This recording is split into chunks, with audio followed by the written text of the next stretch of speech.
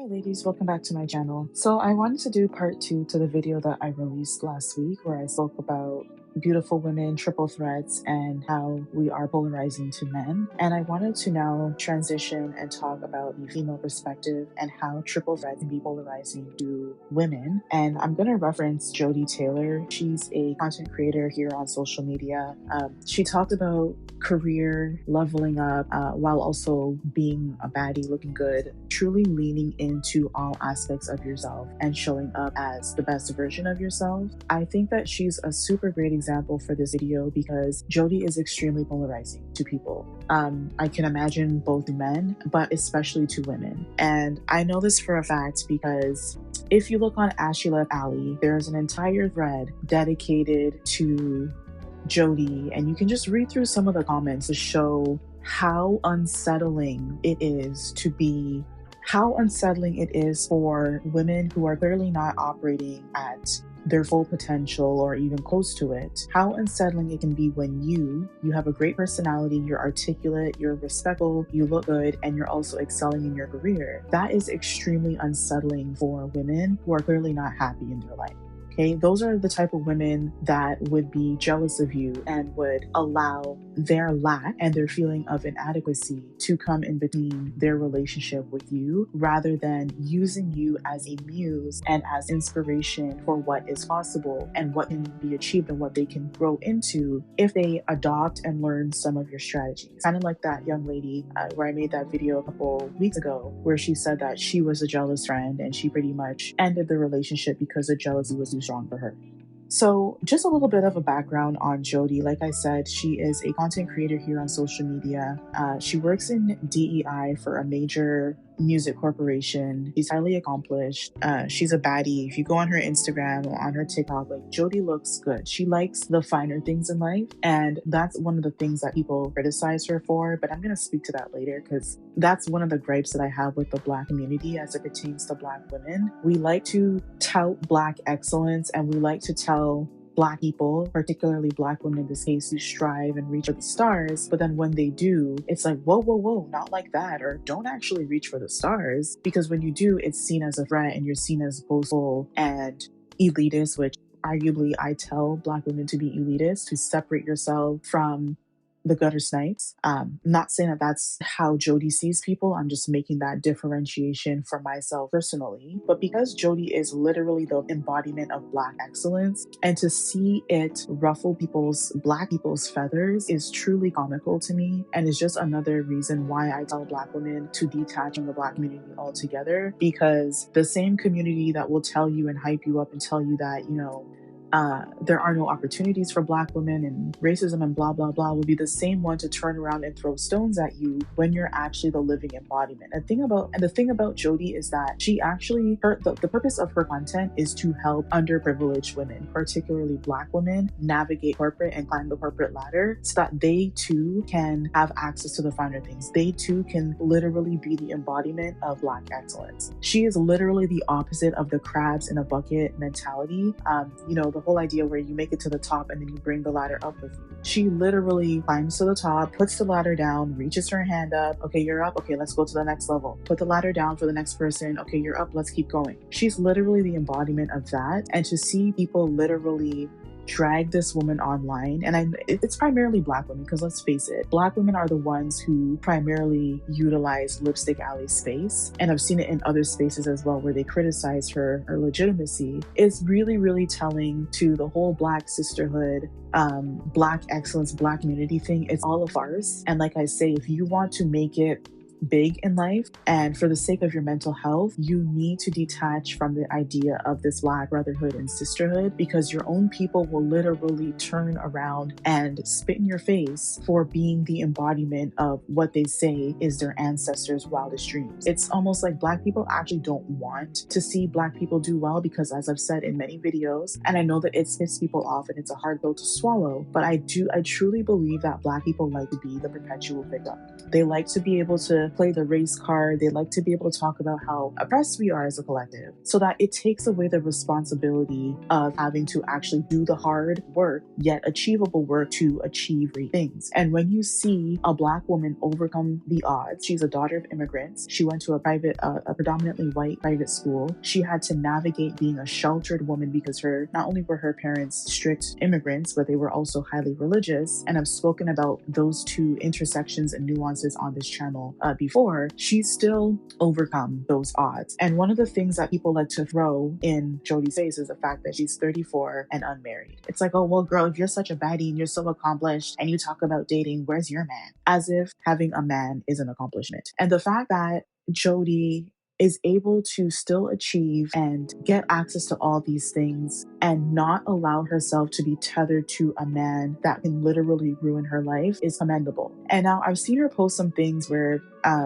she talks a lot about relationships, and she made a comment about being a good corporate girl and dating a thug, which I vehemently oppose that talking point. For the most part, first of all, Jodie's human just like anybody else, so she has feelings, wants, and desires that are 100% valid. But for the most part, she is giving content that is helpful to many Black women, but Black women are not willing to accept it, the collective, because Jodie is so polarizing. If Jodie was a less attractive woman, if she was an average looking woman, then I think that her messaging would be widely received and accepted by the collective. I don't know how non-Black women respond to her because her target audience is Black women, but I know that if this were a very hot Latina or hot white woman or Asian woman giving this type of content to her own community, she would be widely respected and she wouldn't be facing this level of pushback. Sadia Khan, she's not a psychologist anymore, but the psychologist, relationship coach, whatever, is an example of that. Her community supported her and said, yes, girl, like this is the way that you should think, because Arab women, like this is dating hypergamously, reaching for the stars, having high expectations for your partner is the norm in the Arab community. And even though people are exposing Sadia for being an alleged liar and scam as it pertains to her academic credentials, her people are still supporting her and pushing her messaging as someone who is credible. Whereas you can be the most credible Black woman. All you got to do is go on her LinkedIn and see all of her accolades. She has mentors and coaches in the industry who can vouch for her. She's not some person that just came out of nowhere, was a sugar baby and lied her way to the top and said, oh yeah, I have all these credentials when she does it. Like she has the credentials and the experience to show for it, but people try to poke holes in her credibility because she's an attractive woman. And I've said previously, if you are a triple threat, especially if you are attractive and smart, that is a very, very, very hard pill for people to swallow, because due to sexist, patriarchal thinking points as it pertains to a woman, you cannot be both. You're either smart yet unattractive, or you are unattractive but a dumb bimbo. And both of those narratives serve men to help them prosper in the sexual marketplace. Whereas if you are the stupid bimbo who's pretty, well, he can have his way with you, he can lie to you, he can deceive you because you're dumb and you'll never see it coming. But if you are a smart, highly accomplished woman, a man can still conquer you, quote unquote, because you are unattractive and you need men's validation, because that's the way that both men and women have participated and set up in society, where up until recently, really, a woman's value has been largely attached to her ability to gain a man, which is why you'll see a lot of Black women and non-Black women alike who are highly accomplished, highly successful, attaching themselves to losers. Adele is a prime example of this with that guy that she's dating who's cheating on her, as well as many Black women, whether it's in the corporate space, highly accomplished, to just regular everyday Black women that you may know of, where they may be killing it in their careers, but they are attached to loser men because the Black community tells them that they have a duty and an obligation to have a man, and they must have a Black man by any means necessary. And even though you're highly accomplished, you're Black excellence, you've checked off all those boxes, if you do not have a man and you do not have a child for a man, even if he is a dog and will turn you into a man clown, as Jamaicans will say, a man, you're literally a clown to a man. Like you're literally allowing a man to make a fool out of you. If you do not allow that to happen, you don't have any worth or value, because the Black community and all of the different communities within the Black diaspora are still very much male-centered. And so because Jodie defies the odds of that, I don't know her personal dating history, so I'm not speaking to that. I'm speaking to the principle behind why she's so polarizing. The fact that she is not a stupid bimbo, and the fact that she's not unattractive yet successful. She is all of those high-achieving check marks. She's super attractive. She has a great body. She has a super great job. She's a senior director, okay, for a large multi-billion-dollar corporation. People experience cognitive dissonance, male and female alike, but especially in this case, Black women. They are experiencing cognitive dissonance because she's defying the odds of what it means to be a woman. And it's women who are pick-me's, who internalize patriarchy and sexist talking points as it pertains to women, who are internalizing this and projecting this onto Jodie, and women like Jodie, who we don't even know about, who have to navigate life and walk the, quite frankly, lonely path because everyone either, again, assumes that you're the dumb bimbo who they can play with and take advantage of and conquer. Oh yeah, I was able to get access to this baddie and then I used her and left her. Or, the fat, overweight, unattractive, smart girl who needs a man to validate her.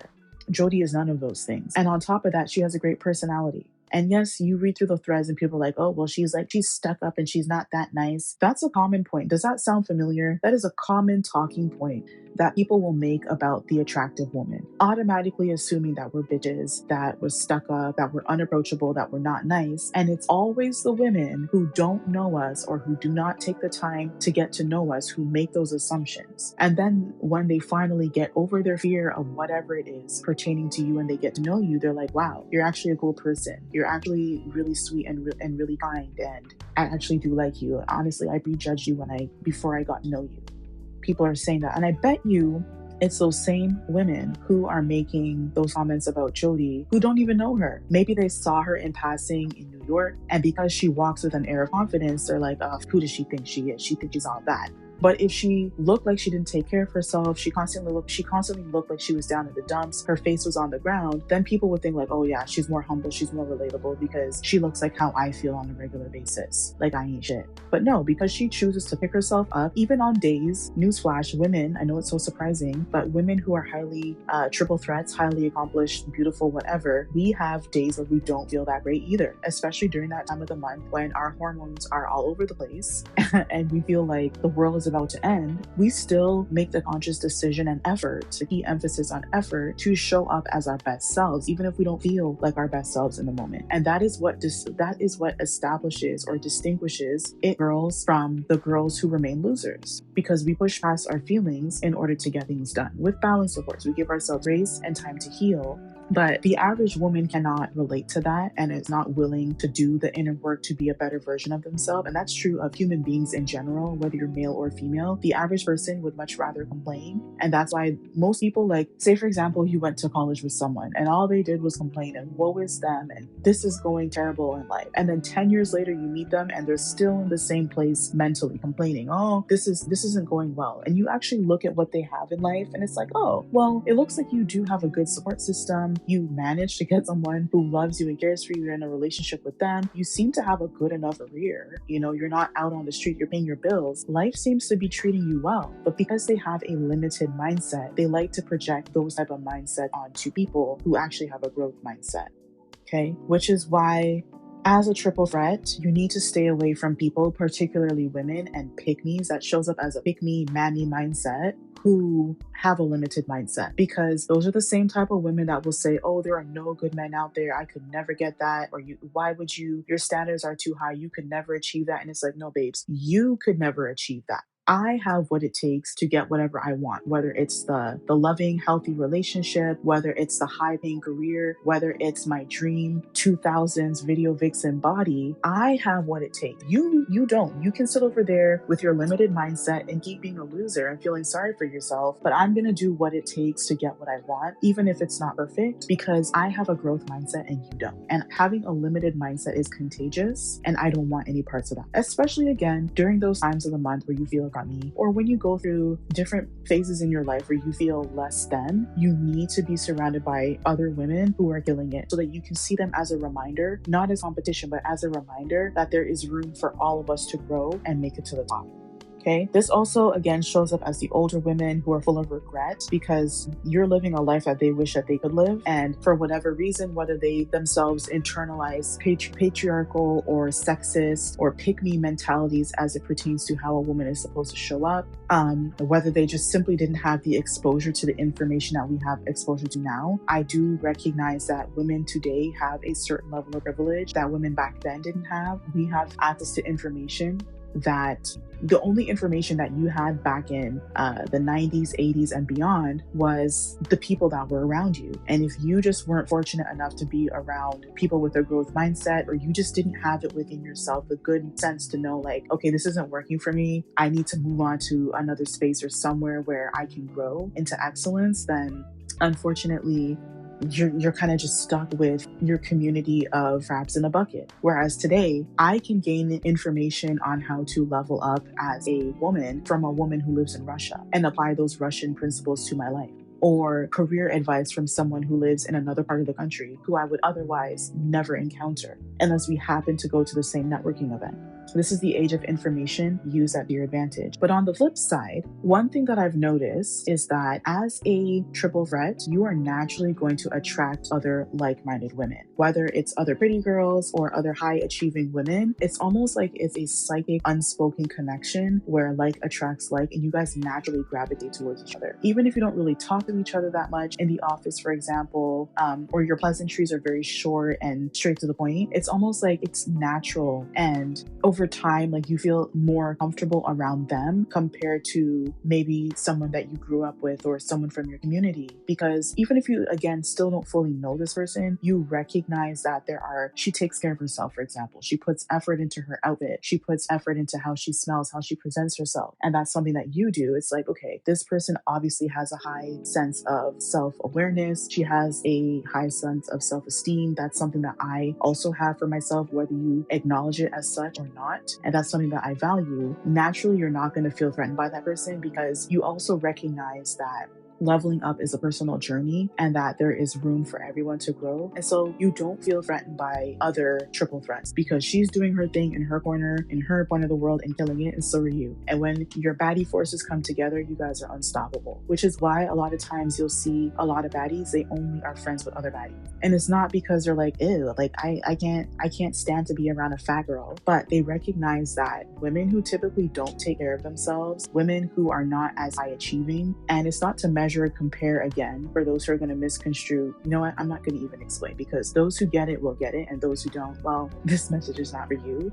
It's not to compare yourself and be like, oh, well, you have a master's degree and I don't, or you're making $160K and I'm not. And it's not like that. It's you are achieving in your own sense, in your own way that's meaningful to you and your personal goals and journey. You're naturally going to be attracted to people like that, and you guys will vibe off of each other, and you'll notice that life feels lighter. Life feels like, oh, like this is what it feels like to be on top. This is what it feels like to be around winners. And then naturally, you'll see opportunities that may not be meaningful to you, but it's meaningful to your friend or your colleague, whoever, and you share it with them and vice versa. And you start to realize what it is to have, even though it's a limited encounter and a small circle, it's still much more meaningful than being around maybe your crew of high school friends or your friends that you made at college who, you know, they have different varying levels of success and mentality. All right. So in a nutshell, these are the women that you need to lean into. Sometimes they may be intimidating because they're fabulous and they are literally living embodiments of the baddies and the it girls that we see on social media. So a lot of times I'll hear people say, oh, well, it's just social media. Like they probably live a very doctored, inflated version of themselves. They can't possibly be living that life. And then when you meet them, they are. And so are you. And that's one common thing that I hear about Jodie, where people are like, she actually looks like in real life how she looks like on social media, and she's actually living that life. And people again cannot accept being a good-looking woman who is highly accomplished. And in the age of, honestly, there's a lot of deception on social media. I will acknowledge that. When you actually are authentic and living that life, people can't fathom that. But like I've mentioned before in previous videos, you never want to be the smartest or the best in the room. So these are the type of women that you need to take it as a sign that you're likely in an environment where you can grow and learn from other it girls, and lean into them, feed off of that energy, compliment them. Those are the type of girls that will typically compliment you, tell you that you look good, tell them that they look good, tell them that their perfume smells amazing, tell them that they're smart and accomplished. Like, give back that energy, and you'll get that in return. Don't be this stuck up, standoffish, weirdo, pretty girl. And a lot of times, a lot of you are like that, not because you're a bad person or you're like an actual stuck up, standoffish girly. It's because you're insecure. You're insecure and you haven't accepted the fact that you're an it girl, and you still have internalized belief that other it girls are mean girls. And that's not necessarily the case. Yes, there are pretty girls and highly accomplished women who are insecure, and then it makes them act out and be mean to other women. But those are not the triple threats that I'm talking about. They're not a triple threat. Those are unhealed women that have issues that they need to work through. You simply just stay away from them the same way that you would stay away from the pygmies and the mammies. And again, like, it may be lonely. You may not encounter women like these on a regular basis, but when you do, you take it as an opportunity and as a gold mine to really lean into those people and form those connections and let it happen naturally. You may not become friends with them, but just simply having a friendly face in the office or a friendly face in your neighborhood to connect with is good enough. All right, these are my thoughts on the topic. Let me know what you think down below in the comments, and I will see you in the next video. My mother not have no ugly pitney. My mother not have no ugly pitney. So vex if you want vex. My mother not have no ugly pitney. I like how the girl them name up that sound there.